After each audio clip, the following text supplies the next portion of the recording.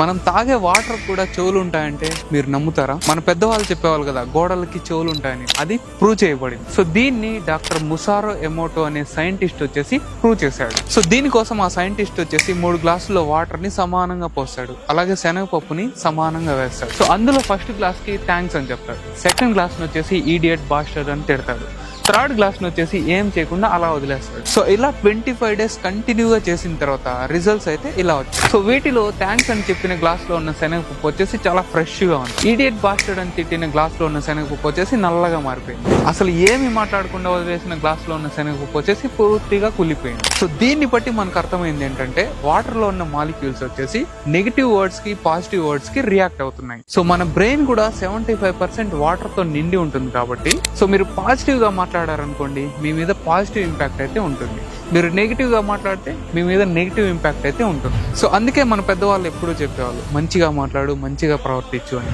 So మీరు మీ life లో ఏదైనా సాధించాలి, ఏదైనా అచీవ్ చేయాలి అనుకుంటే మీరు పాజిటివ్ గా ఉండడం చాలా. సో ఎవరైతే మీ పక్కన ఉన్న వాళ్ళు నెగిటివ్ గా ఆలోచిస్తుంటారో వాళ్ళందరికీ ఈ వీడియోని ఇప్పుడే షేర్ చేయండి. అలాగే ఇటువంటి ఇన్ఫర్మేటివ్ వీడియోస్ కోసం ఇప్పుడే మన ప్రొఫైల్ ని ఫాలో చేయండి.